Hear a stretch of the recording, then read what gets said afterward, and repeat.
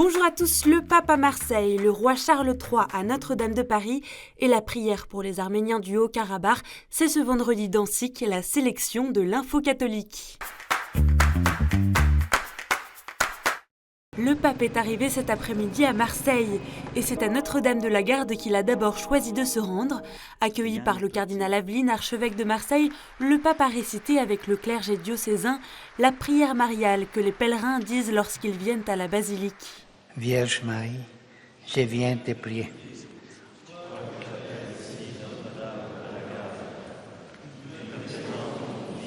Puis, devant la stèle dédiée aux marins et migrants disparus en mer, le pape s'est recueilli avec ces mots.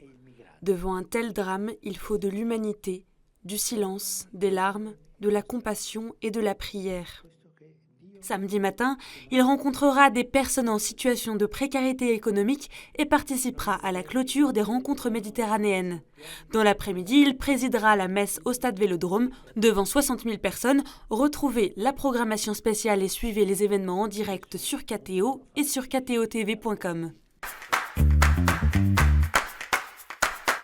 À l'occasion de leur visite en France, le roi Charles III et la reine Camilla ont visité le chantier de la cathédrale Notre-Dame de Paris. Au micro du diocèse de Paris, le recteur de la cathédrale, Monseigneur Olivier Ribado-Dumas, est revenu sur le sens de cette visite.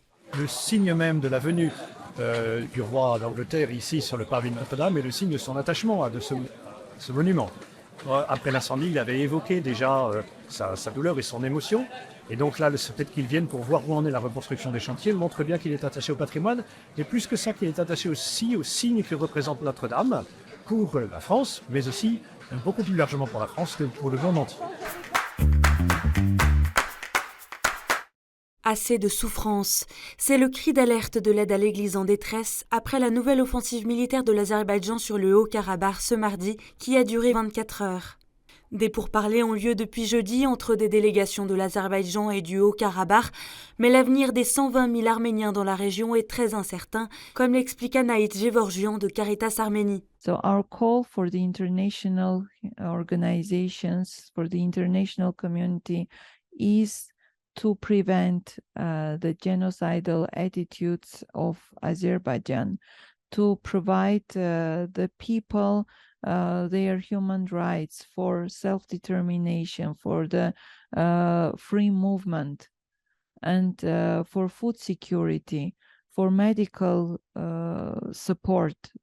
So these are the key things that people, as all people in the world, they can enjoy these human rights. But now 120,000 people already for 9 months, they are deprived of their human rights. L'œuvre d'Orient invite à prier pour les Arméniens du Haut-Karabakh, qu'ils soient respectés dans leur dignité et dans leur foi.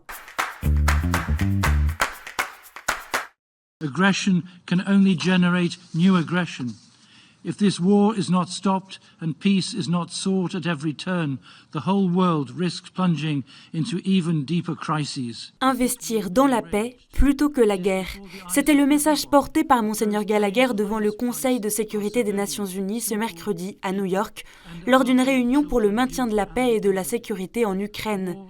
Un discours prononcé alors que le président ukrainien Volodymyr Zelensky était présent dans l'hémicycle. Le secrétaire du Saint-Siège pour les relations avec les États et les organisations internationales a invité les membres de l'ONU à unir leurs efforts dans la recherche d'une paix juste et durable pour l'Ukraine. La communauté internationale ne peut se résoudre au silence. Le Secours catholique, Caritas France, a publié ce jeudi son rapport sur les migrations liées au changement climatique. Le rapport observe que l'augmentation des effets négatifs du changement climatique et de la dégradation de l'environnement a de lourdes conséquences sur la sécurité physique des communautés, leur accès aux besoins fondamentaux, leur situation économique, leur culture et leur identité.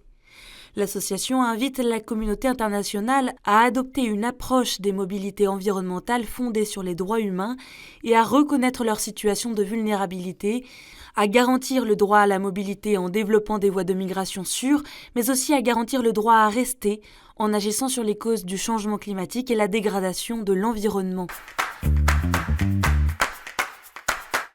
Le programme de la 16e Assemblée générale ordinaire du Synode a été présenté par le bureau de presse du Saint-Siège ce jeudi. Après la veillée œcuménique Together du 30 septembre et 3 jours de retraite, les 464 participants débuteront la session le 4 octobre par la messe avec le pape François, puis une première congrégation générale. Parmi les 365 membres votants, 54 femmes. Les membres du synode, cardinaux, évêques, religieux et laïcs du monde entier travailleront notamment par petits groupes sur l'instrumentum laboris, un travail rythmé par des temps de prière, la messe quotidienne et un pèlerinage. Un rapport de synthèse sera ensuite voté avant la clôture de l'Assemblée synodale le 29 octobre.